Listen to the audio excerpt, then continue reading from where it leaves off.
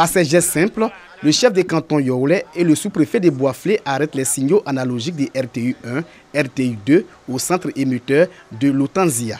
Cette extinction marque la migration du système analogique vers la télévision numérique terrestre TNT dans les régions de la Marawi, du Bélier et du district autonome de Yamoussoukro. Les populations de ces régions devront désormais utiliser les équipements de la TNT pour recevoir les images du groupe RTI. À travers cette extinction, la Société ivoirienne de télédiffusion IDT continue le déploiement de la TNT sur l'ensemble du territoire national. Tous ceux qui recevaient les images de la RTI notamment ne pourront plus bénéficier de nos images si ces personnes-là n'ont pas notre kit qui est composé d'un décodeur et d'une antenne TNT. Une fois que vous avez acquis le kit-là, vous n'avez plus besoin d'abonnement, vous bénéficiez gratuitement et cela est une faveur du gouvernement ivoirien. Les premiers bénéficiaires des équipements de la TNT se disent satisfaits de la qualité des images de cette technologie de pointe. Les images que la TNT émet sont des images très intéressantes et le son et tout ce qui accompagne sont intéressants. Et vraiment, nous vous invitons à pouvoir acquérir tous ces dispositifs pour avoir de bonnes émissions. Le signal analogique du centre émetteur du Bois-Flés est le deuxième à être éteint après celui de Korogo. Après Bois-Flés, nous allons nous transporter ailleurs, notamment à Koumfao, pour procéder aussi à l'extinction comme nous l'avons fait ici à Bois-Flés. Le taux de couverture nationale de la télévision numérique terrestre est estimé à 80%. La TNT permet de diffuser sur le même canal plusieurs chaînes, la plupart gratuites.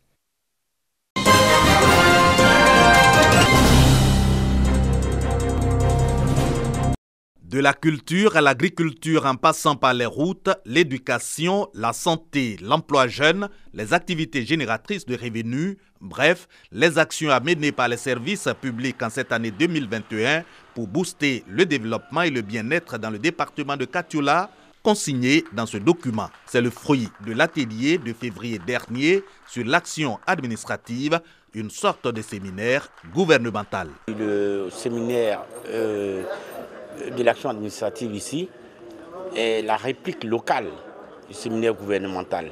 Donc c'est les grandes orientations des gens qui guident l'action au niveau national qui nous guident ici. Destinataires des actes du séminaire de Katioula, les organes locaux de développement, conseil régional du Yambol et mairie. L'idée, lever les éventuels obstacles financiers à la mise en œuvre de ces recommandations. Nous allons nous appuyer déjà sur les compétences existantes pour pouvoir atteindre les objectifs de développement qui nous sont assignés.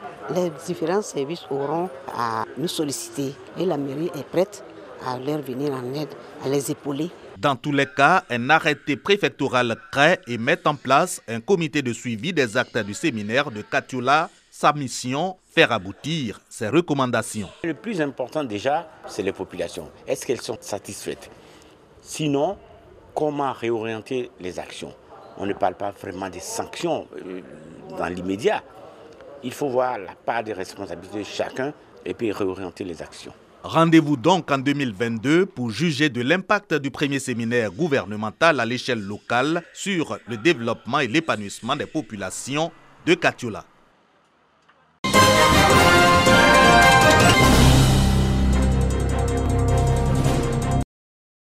Avec plus de 90 000 tonnes de noix de cajou produites en 2020, la région du Yambol est la deuxième zone de production derrière le Béri. Pour cette campagne, 64 000 tonnes sont déjà collectées. À côté de la quantité, la région du Yambol produit de la noix brute de cajou de qualité. Cette qualité contribue à la hausse du prix du kilogramme. Fixé à 305 francs CFA en début de campagne, le prix bord champ se négocie entre 350 et 370 francs CFA dans le Yambol. À mi-parcours de la campagne, les membres du comité de suivi et de veille du département de Niakara se sont retrouvés pour faire le bilan. Bilan jugé positif par les producteurs et les acheteurs. L'État a intervenu en donnant 100 000 francs pour éclairer les champs et puis 25 000 francs pour maintenant en sorte de produits phyto.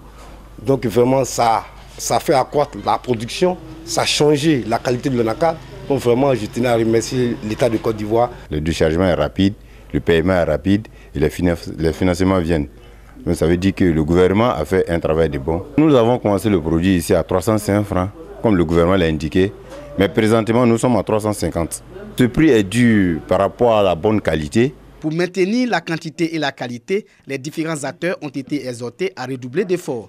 Pour le concert du coton et de l'anacarde, si le combat de la quantité et de la qualité est gagné, il reste celui de la fuite de production vers les pays frontaliers. De par la sortie de Dabakala, le pont de Siribou, on constate que certains de notre production partent au Ghana via Bondoukou. Mais nous œuvrons vraiment à mettre fin à ce phénomène. Depuis le début de la campagne, plusieurs véhicules en partance pour le Ghana ont été saisis par les forces de défense et de sécurité. En 2020, la Côte d'Ivoire a produit plus de 850 000 tonnes de noix de cajou, une quantité qui fait de la Côte d'Ivoire le premier producteur mondial d'anacarde.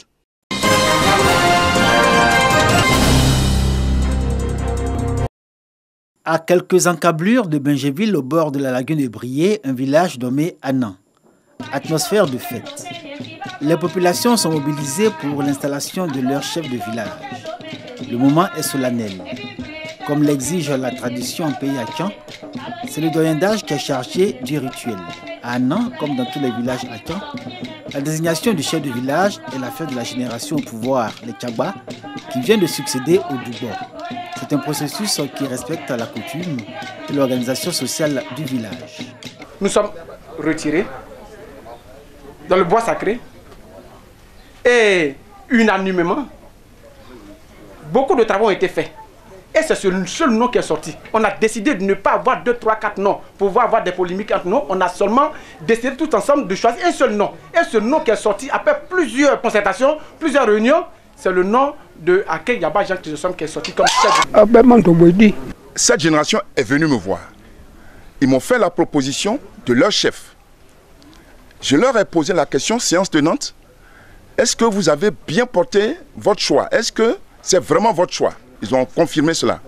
Je leur ai dit, bon, je vais vous faire appel. C'est ainsi que moi, j'ai pris le soin de consulter les autres doyens. Et aussi, la bonne frange de la population, par mes investigations, ils ont donné leur point de vue sur celui sur lequel est porté le choix des Tchagba.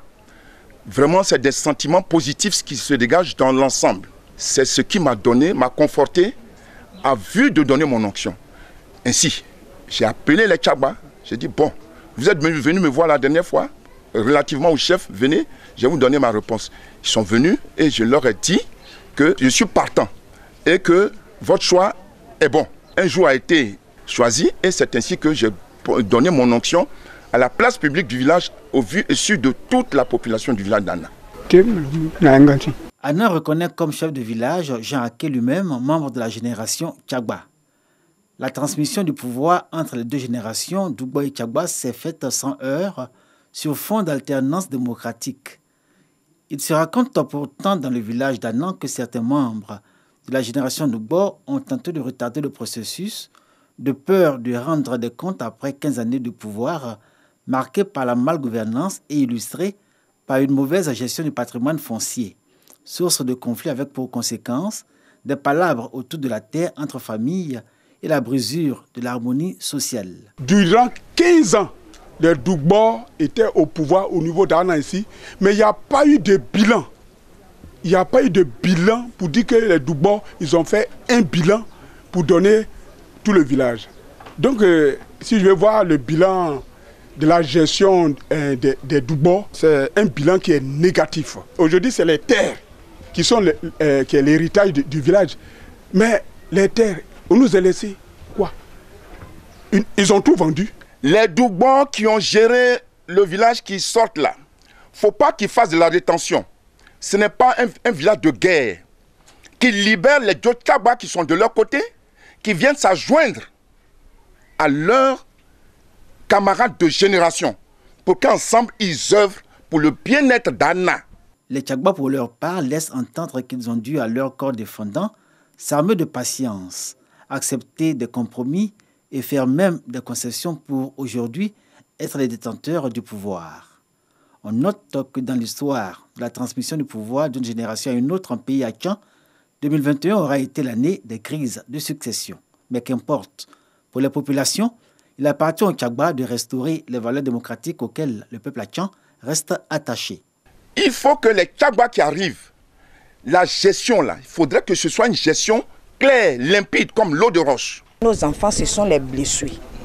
Nous sommes les Tchagba. Nos enfants, ce sont les blessés et ils n'ont pas encore eu de terre. Donc nous voulons que le nouveau chef fasse un effort pour avoir cette terre, que la terre n'est pas finie. Nos devanciers ont beaucoup fait du gaspillage. Aujourd'hui, il faut faire l'état des lieux parce que nous avons des jeunes frères derrière nous qui nous attendent. Ensemble, nous allons essayer de mettre en valeur ces terres ou alors ces biens, ces projets pour faire profiter la génération qui est derrière nous et ceux à venir. Notre premier combat, c'est de ramener la paix dans ce village. Ramener toutes les composantes du village pour rester en paix, pour pouvoir faire le développement du village. Le nouveau chef de village d'Annan est reconnu par tous et fait l'unanimité dans le village. Il a attendu sur plusieurs chantiers, notamment la question du foncier, objet de toutes les attentions et la cohésion des 4 générations invitées à la mobilisation autour de leur chef. Reste maintenant à Jean Aké d'obtenir son arrêté de nomination pour que son pouvoir de chef du village soit doté d'une existence légale.